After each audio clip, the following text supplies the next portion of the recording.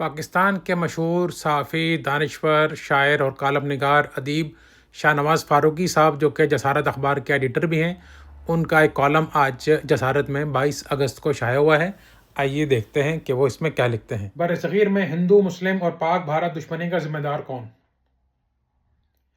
پاکستان میں سیکولر اور لبرل دانشوروں کی ایک بہت بڑی تعداد ایسی ہے جو بر صغیر میں ہندو مسلم دشمنی کا ذمہ دار مسلمانوں اور پاک بھارت دشمنی کا ذمہ دار پاکستان کو قرار دیتی ہے۔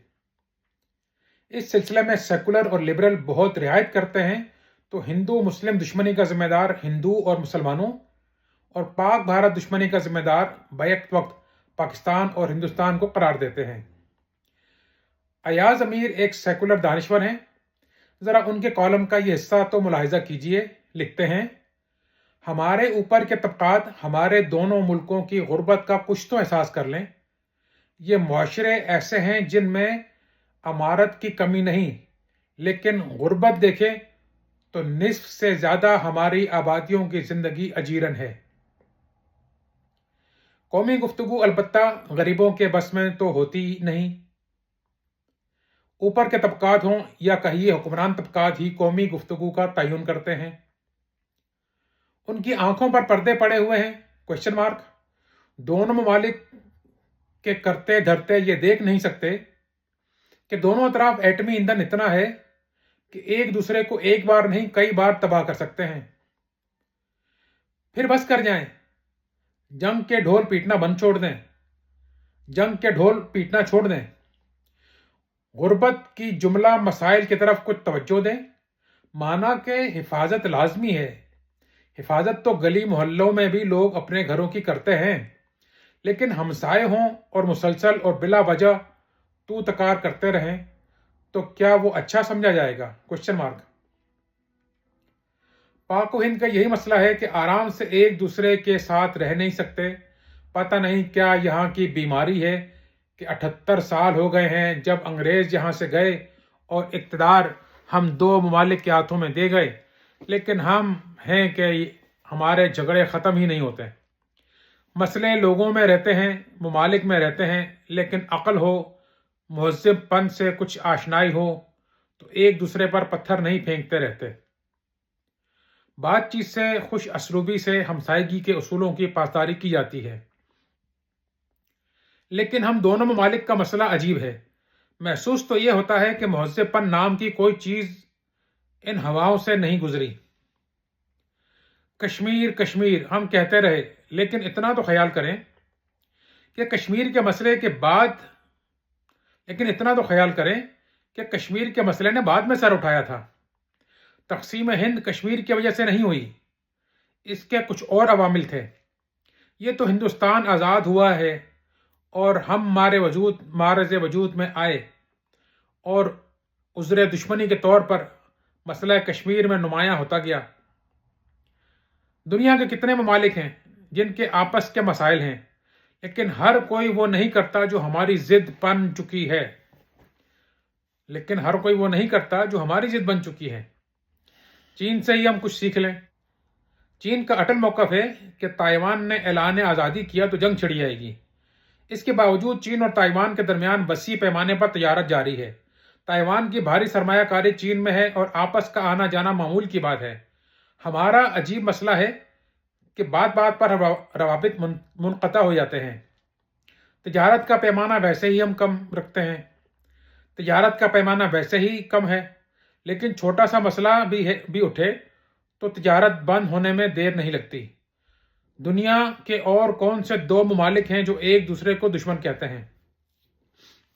سرد جنگ کے دوران امریکہ اور سوویت یونین کے تعلقات میں کتنی کشیدگی تھی، لیکن پھر بھی ایک دوسرے کو دشمن نہیں کہتے تھے۔ چین اور ہندوستان میں 1962 میں شدید قسم کی جنگ ہوئی۔ بارڈر پر جھڑپیں اب تک ہوتی رہتی ہیں، لیکن ان میں تجارت جاری ہے اور ایک دوسرے کو وہ دشمن نہیں کہتے۔ ہم دونوں ممالک کا اعزاز یہ ہے کہ ایک دوسرے کو دشمن کہتے ہیں۔ یہ کالم شائع ہوا ہے روزنامہ دنیا میں 17 اگست 2025 کو۔ اب آگے شاہ نواز فاروقی صاحب لکھتے ہیں، اقبال نے کہا تھا، مسلماں کے لہو میں ہے سلیقہ دل نوازی کا، مروت حسن عالمگیر ہے مردان غازی کا۔ اقبال کی یہ بات مذاق نہیں، مسلمانوں کی تاریخ یہ ہے کہ انہوں نے مکے اور مدینے میں کافروں اور مشرکوں سے نفرت کرنے کے بجائے کفر اور شرک سے نفرت کی۔ چنانچہ جیسے ہی کافروں اور مشرکوں نے کفر اور شرک کو ترک کیا، مسلمانوں نے انہیں سینے سے لگا لیا۔ مسلمانوں نے مسلم اسپین تخلیق کیا تو اس میں عیسائی اور یہودی علم اور خوشحالی میں مسلمانوں کے ہم پلہ تھے، اور مسلمانوں نے انہیں کبھی زبردستی مسلمان بنانے کی کوشش نہیں کی۔ بر صغیر پر مسلمانوں نے 1000 سال حکومت کی، لیکن یہ اتنی بڑی مدت ہے کہ اگر مسلمانوں نے صرف 200 سال بھی ریاستی طاقت اور سرمایہ استعمال کیا ہوتا تو آج بر صغیر میں ایک بھی ہندو نہ ہوتا۔ یہ وہ زمانہ تھا جب دنیا میں نہ امریکہ تھا، نہ یورپ، نہ ہی کوئی اقوام متحدہ تھی، چنانچہ مسلمان کا ہاتھ پکڑنے والا کوئی نہ ہوتا۔ مگر مسلمانوں نے ہندوؤں پر جبر نہیں کیا، لالچ کے ذریعے ہندوؤں کو مسلمان نہیں کیا۔ ہندو کہتے ہیں کہ اورنگزیب نے ہندوؤں پر ظلم کیا، مگر یہ ایک جھوٹ ہے۔ یورپی مورخین نے لکھا ہے کہ اورنگزیب کے دربار میں ہندو اعلیٰ عہدوں پر تھے۔ اورنگزیب کے دربار میں ہندو اعلیٰ عہدوں پر تھے۔ بلا شبہ اورنگزیب نے 2-4 مندر منہدم کرائے، مگر یہ وہ مندر تھے جن میں اورنگزیب کے خلاف سازشیں تیار کی جاتی تھیں، ورنہ اورنگزیب عالمگیر نے سرکاری خزانے سے کئی مندر تعمیر کرائے۔ مسلمانوں کی یہ خوبی ان کی انفرادی خوبی نہیں، دراصل مسلمان اس سلسلے میں اسلام کے تابع تھے اور ہیں۔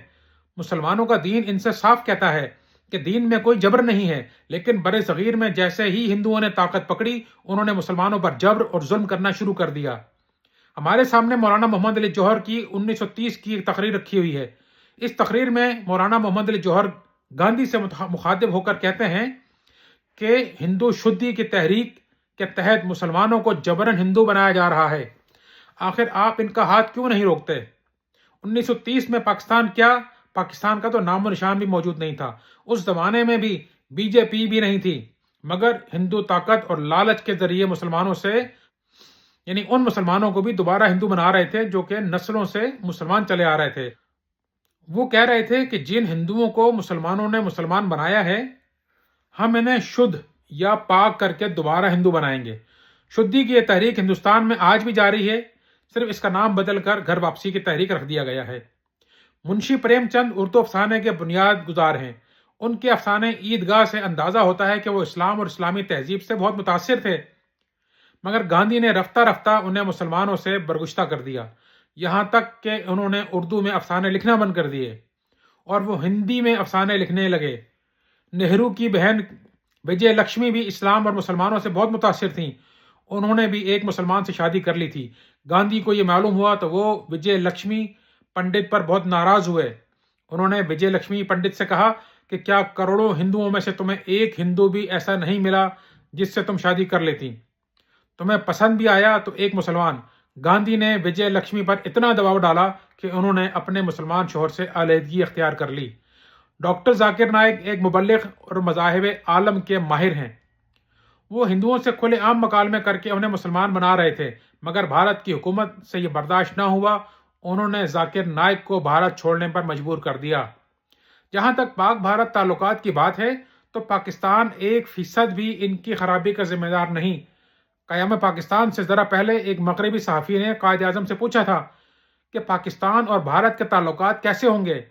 قائد اعظم رحمۃ اللہ علیہ نے اس کا جواب دیتے ہوئے فرمایا کہ جیسے امریکہ اور کینیڈا کے تعلقات ہیں، یعنی برادرانہ، مگر بھارت کی ہندو قیادت نے پہلے ہی دن سے پاک بھارت تعلقات کو خراب کرنا شروع کر دیا۔ قیام پاکستان کے وقت دلی میں مسلم کچھ فسادات شروع ہوئے تو مولانا ابوالکلام آزاد نے نہرو سے کہا کہ ان فسادات کو رکواؤ۔ نہرو ہندوستان کے وزیر اعظم تھے، مگر انہوں نے کہا کہ میں وزیر داخلہ سردار پٹیل سے کئی بار کہہ چکا ہوں کہ دلی میں مسلم کش فسادات روکو، مگر وہ میری بات نہیں سنتا۔ سوال یہ ہے کہ کیا وزیر داخلہ وزیر اعظم سے بھی زیادہ طاقتور تھا، یا اصل بات یہ تھی کہ نہرو بھی مسلم کش فسادات کو رکوانا نہیں چاہتے تھے؟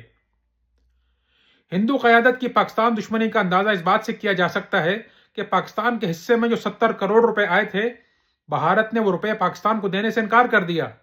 چنانچہ گاندھی کو احتجاج کے طور پر اس سلسلے میں تا دم مرگ بھوک ہڑتال کرنی پڑی۔ تب کہیں جا کر ہندو قیادت نے پاکستان کے مالی وسائل پاکستان کے حوالے کیے۔ یہ حقیقت ہے۔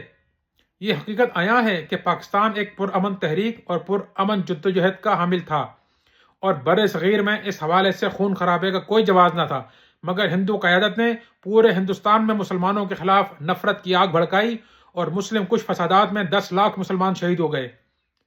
اس کے باوجود پاکستان کے وزیر اعظم لیاقت علی خان نے نہرو کے ساتھ دونوں ملکوں میں اقلیتوں کے تحفظ کے لیے لیاقت نہرو پیکٹ پر دستخط کیے۔ یہ ایک تاریخی حقیقت ہے کہ ریاست حیدرآباد دکن اور ریاست جوناگڑھ نے پاکستان کے ساتھ الحاق کا اعلان کر دیا تھا اور یہ دونوں ریاستیں پاکستان کو ملنا چاہیے تھیں، مگر ہندوستان نے ان پر قبضہ کر کے پاک بھارت تعلقات کو آگ لگا دی۔ کشمیری بھی پاکستان کے ساتھ الحاق چاہتے تھے، مگر بھارت نے طاقت کے ذریعے کشمیر پر قبضہ کر لیا۔ مسئلہ کشمیر کو پاکستان نے نہیں، پنڈت نہرو اقوام متحدہ لے کر گئے تھے اور اقوام متحدہ نے اپنی قراردادوں میں طے کیا تھا کہ کشمیر کے مسئلے کا مستقبل وہاں کی عوام رائے شماری کے ذریعے کرے گی، مگر بھارت نے آج تک اقوام متحدہ کی قراردادوں پر عمل کر کے نہیں دیا۔ حد تو یہ ہے کہ جنرل پرویز مشرف نے آگرہ میں بھارت کے سامنے مذاکرات کرتے ہوئے کشمیر پر پسپائی اختیار کر لی تھی، مگر اس کے باوجود بھارت مذاکرات کی میز سے بھاگ گیا۔ یہ بات بھی تاریخی ریکارڈ پر ہے کہ پاکستان نے دریاؤں کے مسئلے پر بھارت سے جنگ کرنے کے بجائے اس کے ساتھ سندھ طاس معاہدے پر دستخط کیے، مگر اب بھارت سندھ طاس معاہدے کا بھی منکر ہو گیا ہے۔ 1971 میں مشرقی پاکستان میں جو کچھ ہو رہا تھا وہ پاکستان کا داخلی معاملہ تھا اور بھارت کو مشرقی پاکستان کے معاملات سے دور رہنا چاہیے تھا، مگر بھارت نے مشرقی پاکستان میں مداخلت کی اور 54% پاکستان کو پاکستان سے الگ کر کے بنگلہ دیش بنا دیا۔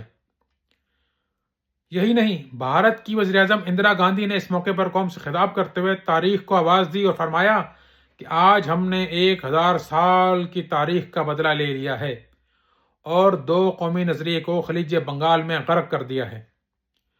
اس وقت بھی بھارت بلوچستان میں مداخلت کر رہا ہے اور اس نے پہلگام واقعے کی آڑ میں پاکستان پر جنگ مسلط کی جس میں اسے شکست فاش ہوئی۔ پاکستان کے حکمرانوں کی پوری تاریخ ہمارے سامنے ہے، ان میں ایک حکمران بھی ایسا نہیں گزرا جس نے بھارت کے ساتھ مذاکرات کے ذریعے 2 طرفہ مسائل حل کرنے کی کوشش نہ کی ہو۔ جنرل ضیاء الحق کے دور میں پاکستان اور بھارت کے خارجہ سیکرٹریوں کے درمیان مذاکرات کے 9 دور ہوئے۔ نواز شریف تو بھارت ہی کے آدمی تھے۔ عمران خان کے زمانے میں پاکستان نے بھارت کا ایک طیارہ گرایا اور بھارت کا ایک پائلٹ گرفتار کیا تو عمران خان نے فرمایا کیا میں بھارت سے جنگ کر لوں؟ جنرل باجوہ نے 2 درجن پاکستانی صحافیوں سے کہا کہ ہم بھارت سے جنگ نہیں کر سکتے، ہمارے پاس تو ٹینکوں میں پیٹرول ڈالنے کے بھی پیسے نہیں ہیں۔ میاں شہباز شریف آئے دن بھارت کو مذاکرات کی دعوت دیتے رہتے ہیں۔ اس تناظر میں دیکھا جائے تو بھارت ہی ہے جس کی وجہ سے پاک بھارت تعلقات میں زہر گھلا ہوا ہے۔